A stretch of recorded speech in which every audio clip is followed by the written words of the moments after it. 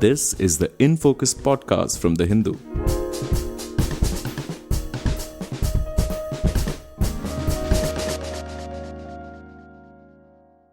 Hello and welcome to the Hindus in Focus podcast with me, Amit Barua, your host for this episode. It's election time in India. The Modi government is touting India's strength abroad as one of its achievements. Earlier in April, Prime Minister Narendra Modi said at an election rally that India today kills terrorists in their own homes. Asked about a report in the Guardian newspaper that India had killed 20 alleged terrorists in recent years in Pakistan, Defense Minister Rajnath Singh said Delhi would pursue and kill terrorists in Pakistan if they staged attacks in India. In 2023, Canada accused Indian agents of being responsible for the murder of Sikh separatist leader Hardeep Singh Nijjar on its territory. So what does all this mean for India's foreign policy and standing in the world? Is this the right approach to adopt? What are the potential dangers of such actions sparking a wider conflict with Pakistan or create foreign policy fissures with other countries? To discuss these questions, I'm joined by Nirupama Subramanian, senior journalist and former correspondent of The Hindu in Pakistan. Welcome to the In Focus podcast, Nirupama. Thank you so much, Amit. Thank you for having me on this podcast. So, Nirupama, what is your sense? You've covered Pakistan extensively. You followed issues in the rest of the neighborhood as well. What do you make of these comments coming both from Prime Minister Narendra Modi and the Defense Minister Rajnath Singh? Amit, as you rightly pointed out, it's election season. And during every election that we've had over the last 10 years, I think Pakistan has made some kind of entry in the campaign, the mention of Pakistan, I mean. And in this election, I think the Guardian story, its publication just, in the middle of the campaign has given the campaign a kind of unexpected Pakistan flavor. And you saw that both the Prime Minister and the Defense Minister said that we will pursue terrorists into their homes and kill them wherever they are. Now, when you set this off against foreign relations, when you look at this as two very important leaders in government who are virtually talking about this as if it was a policy, I think there's a certain degree of, to my mind, it speaks of a certain degree of irresponsibility in the way you articulate these matters. And also the fact that there is a background to all this. Now, this is not coming out of the blue. The allegations in the Guardian report, which said that India had carried out so many killings inside Pakistan of people wanted for some terrorist actions or, of Sikh Khalistanis.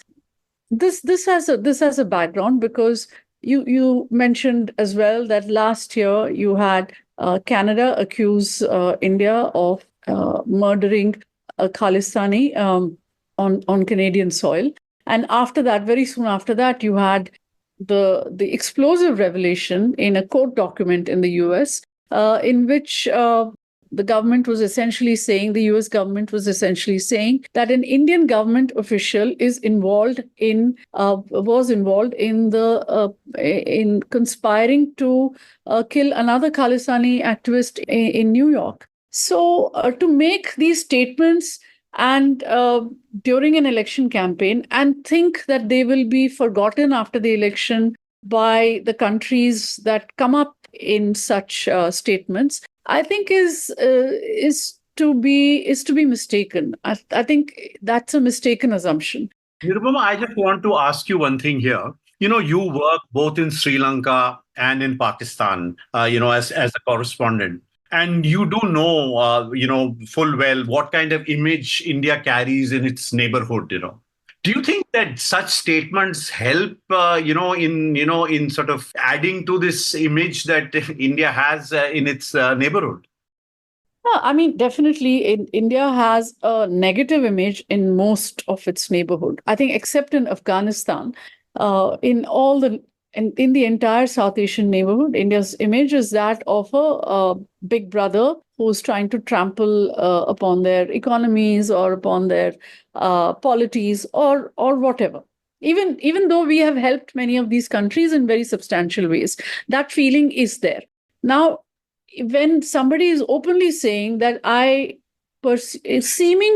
Rajnath Singh seemed to confirm the Guardian report, really, when he said that when he was asked, and he did not deny the report. Specifically asked actually about the Guardian report. He was specifically asked, he did not deny it, and he said, "Hum ghar mein ghus ke marenge." So it was as if he was almost confirming that report. So there is going to be some ripple effect of all this in the sense of how people in those countries view India.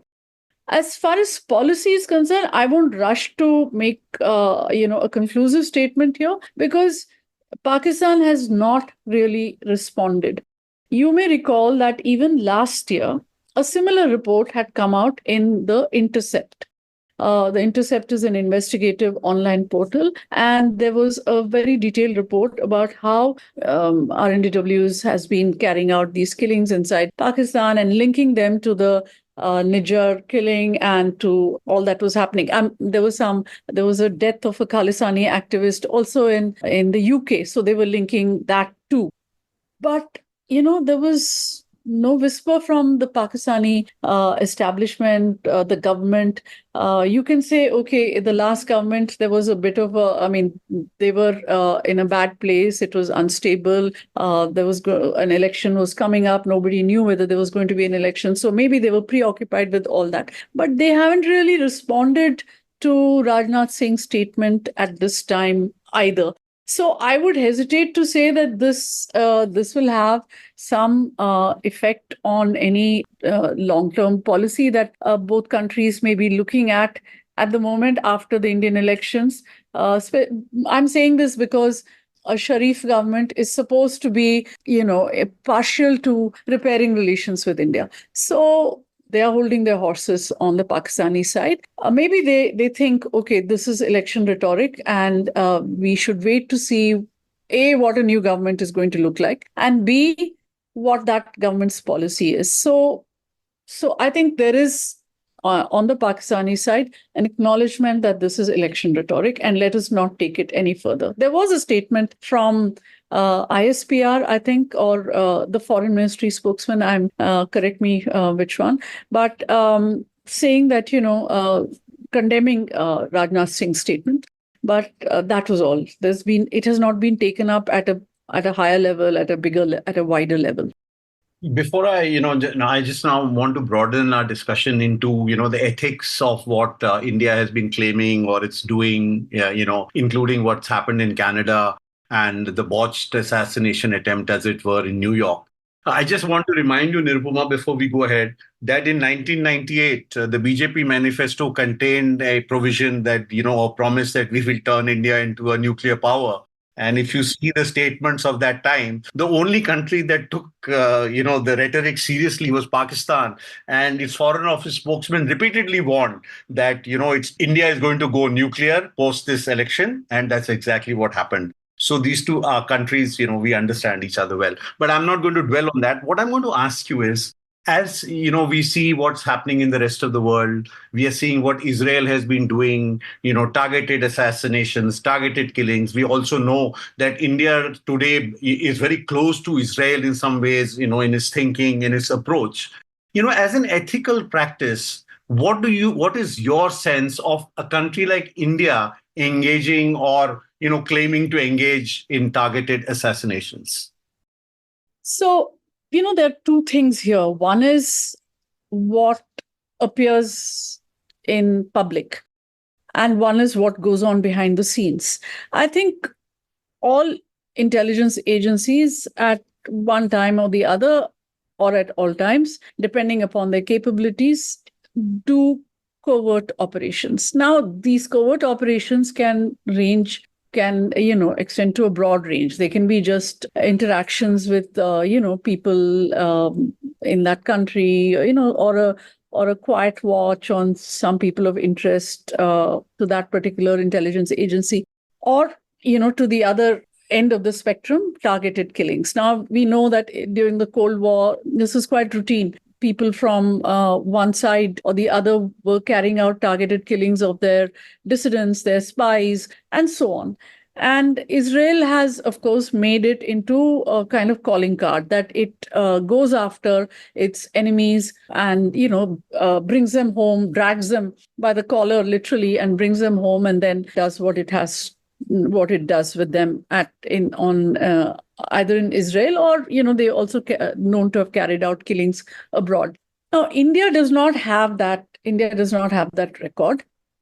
But of late, when you've seen these mysterious killings of people that are of interest to India, meaning they're alleged to have carried out terrorist attacks in India and all that, and they are dying like flies in Pakistan. Now, Pakistan has been screaming about India carrying out terrorist activities on its soil, but nobody has taken it seriously because Pakistan has an image of a country where there are terrorists, where terrorists roam, and that India has, attempted to take out somebody and never made big news. You may recall that 2 years back, in December 22, the then foreign minister of Pakistan, Hina Rabbani Khar, said that India she distributed dossiers at an international meeting in Europe, saying, maybe it was a Munich Security Conference, that, these are the dossiers, this is our information about what India has done. And Jaishankar responded. In response, Jaishankar said, there's snakes in your backyard. You have to clean up your act. You are the people who have carried out terrorist attacks. And, so don't accuse us. We know who the terrorist state is, so don't talk to us like that. So it went down very well. But on social media in India, this action of, this perceived activity by India, this perceived, if you want to call it that, machismo, or that is what it's being looked at on social media, is winning the government a lot of points, winning Narendra Modi, Mr. Doval, Mr. Jaishankar, a lot of points on Indian social media, saying, okay, we have become Israel now. We are the new strong nation. We go after enemies wherever they are. And, whenever you heard of a Khalistani being killed or dying, say, for instance, in UK, a Khalistani died. Now, there's some doubt about how he died, whether he was poisoned or he died of a pre-existing illness. But as soon as he died, and as soon as Nijjar died, there was, the social media heated up, saying, now these are the people who should watch out for their lives because we are coming for you. And this is the kind of ecosystem that exists in India on, which believes that this is the right thing to do. But the world doesn't work like that. So as long as you were doing it against, or you were perceived to be doing it against Pakistan, or Pakistan was alleging that you were doing it on their soil, nobody bothered. Hina Rabbani Khar's dossiers, I don't know who she distributed it to or where they went, nobody took note. But when it started happening in Canada and when the US found evidence of this, then it became a serious issue. Now what Pakistan hopes and what might come out of that Guardian report is that Pakistan will use the Nijjar case and the US case to piggyback their own complaints, basically, because earlier they were not taken seriously when they were telling the world that look at this is what India is doing to us. And now they probably hope that they have a better chance of putting India in a corner about the killings on its territory. But again, I'd like to point out that, it's a curious thing that the Pakistani army or, the military, which is usually, which we say is behind the terrorist infrastructure that attacks India, that launches attacks in Kashmir, they have not really acknowledged any of these killings at all. They've been very quiet about them. They have not said that these people were taken out. They've not condemned it. They've been very quiet. So in some senses, this could suit Pakistan also because, they have a number of people hanging around who are responsible for various offenses in different countries. But, that's a matter of speculation. What I want to ask you, Nirupama, as you rightly said, that intelligence agencies have been engaged in covert operations, from the time they existed, and some would argue that it is really the job to do so. But claiming responsibility is another thing. And my mind also goes back, to the war in Kargil.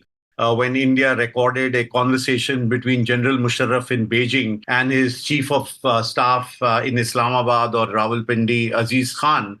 And what was interesting is that they chose to make it public. And at that time, George Fernandez was the defense minister. And there was a lot of debate in India, whether we should have actually, made the contents of this conversation public. Because the whole notion was that, should you display a capability or should you expose a capability your intelligence agencies possess? So the question that I'm asking you is that let's hypothetically believe that India or Indian agents are responsible for killings of people like Paramjit Singh Pajwar or one of the terrorists involved in the IC 814 hijack. Even suppose it had been done, was it necessary for India to claim responsibility? So India has not formally claimed responsibility. Yes. But definitely the defense indicated at least. Has indicated. So this is something dangerous, and I think that's a no-go territory as far as anyone would acknowledge. I mean, everybody would say this, I think, across the board. But there is a sense of recklessness I have noticed, Amit, amongst our politicians, especially in the BJP, to say things that impinge on our on our relations with other countries. You may recall how Amit Shah called Bangladeshi immigrants termites. Then recently you will see how both the Prime Minister and the Foreign Minister raked up the Kachati issue.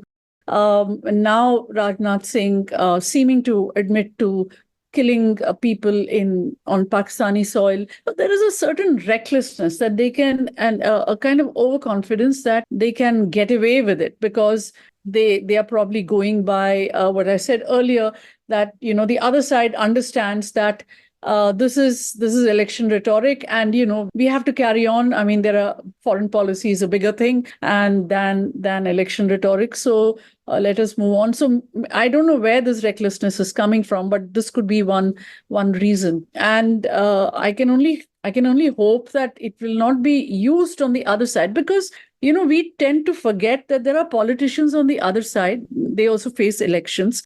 In Sri Lanka also, there are going to be elections now. And in Pakistan also, there'll be elections again. There'll be another round of elections at some point. And, these things have a habit of coming back into play at that time.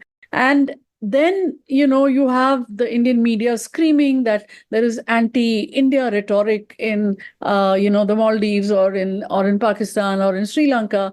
So I think the more careful we are about, our politicians are about the kind of things that they say in public, the kind of claims they make, true or false. I think India has to be really careful about what it says in public, or what Indian politicians say in public. So turning to the Nijjar case now, and whatever the Canadian Prime Minister said, he basically made some allegations that there could be possible links to Indian agents. And now we know that an Indian national is awaiting extradition in the case where there was a planned assassination in the United States. What is your sense? Once this matter goes to court, will a lot of other things come to light? Yeah,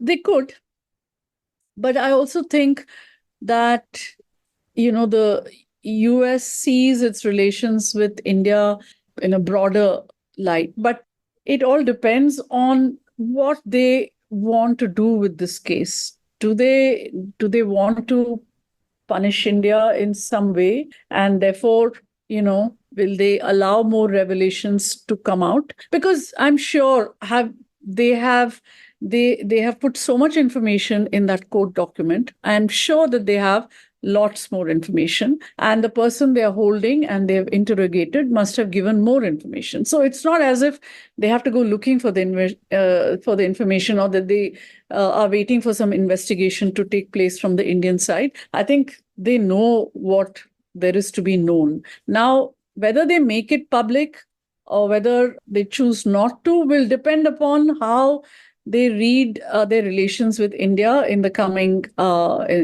months.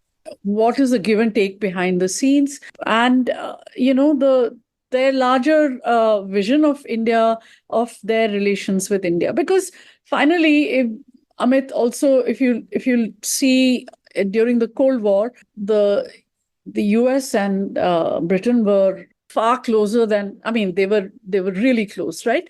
They were completely aligned, but their security relations were full of tensions. They got over it because they thought, okay, they need to hang together because for the larger cause of the Cold War at that time. So I would say that right now, China being the bad boy that China is for the whole world, and the US sense of India as a counterweight in this region, there might be some reckoning that that we should go this far with this case and no further. But this matter is now before a court of law. I mean, it's no longer the sole prerogative of the US government. So it would also depend on how the US judiciary performs on this one. Yeah, true. Absolutely. Absolutely. So we have to really see how much then, becomes also, some things could become classified. One doesn't know really how this will pan out. Not assume that then. Before I let you go, this one thing which, I wanted to ask you, and which is the following. Say 10, 15 years, 20 years ago, or, there was some pressure on the human rights front internationally, what you do, what you don't do. Say in Jammu and Kashmir or the Northeast, India's record was, criticized by countries like the United States, other Western governments and all. And today, as you rightly point out, India's relationship with the United States, is very important and is improving. So is this your sense that, in the government of India now feels that, its relations with the Western world are so good, purchase of big military infrastructure, big, weapon systems, all that, in a sense has given India a free pass to engage or perhaps claim to engage in such activities? I would say not. I think there is a clear sense of where whatever the government says to its people in the country, that our relations are great and India is now this colossus on the world stage. I think the people in power, people who are ruling this country, know exactly where those relations are. So, they would have an accurate sense of what is really going on in those relations, why the West needs India, what is India's exact role in the world must be very clear to all those people who are in charge of foreign policy and in charge of running this country. But the fact is that there isn't I wouldn't call it a free pass, but the fact that the US has been willing to overlook many what would have been at another time transgressions. For instance, the whole 370 abrogation in Kashmir has given a sense to India that the West cannot do without it for the moment. So I think there is that kind of confidence that we can try and get away with what we can at this point. But I don't think there is an exaggerated sense of the relationship within the government. I think people in the government know where exactly those relations are. I don't know if that answers your question, Amit. Yeah, but I'd like to also ask you one other thing, Nirupama, before we wrap this up. You pointed to the fact that the Pakistanis haven't reacted in the way they usually react to these allegations and claims by India. But over the past few years, we've really seen there's almost no contact between India and Pakistan. There are no trade, there are no flights, there are no buses, there are no trains. In a sense, what we've seen in the last 8 to 10 years is almost a policy of nothingness, We don't have high commissioners.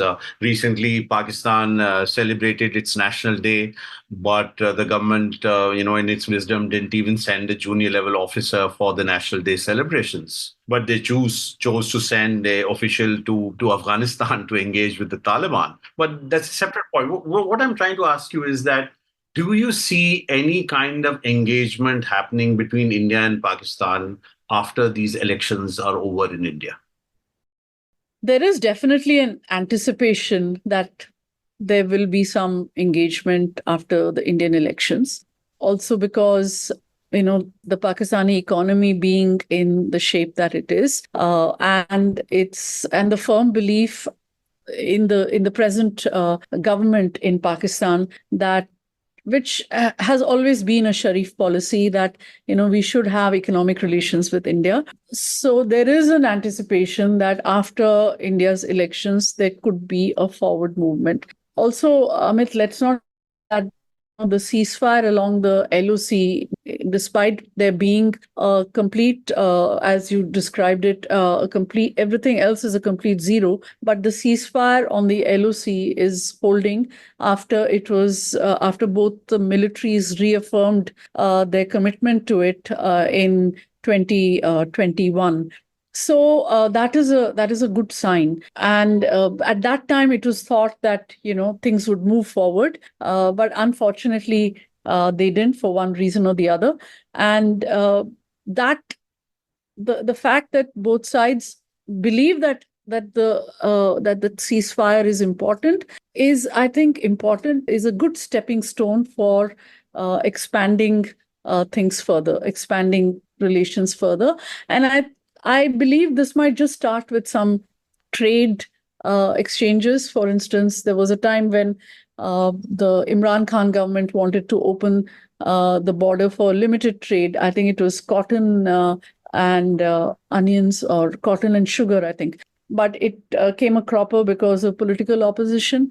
Now, at this point, with Shahbaz Sharif in power and Nawaz Sharif as a kind of, advisor to the government, there could be a sense that, let's restart trade with India. And I think if that happens from the Indian side, there will be a positive response, because even in Amritsar, there is a great demand for restarting this trade, because there are lots of livelihoods in Amritsar were dependent on this cross-border trade.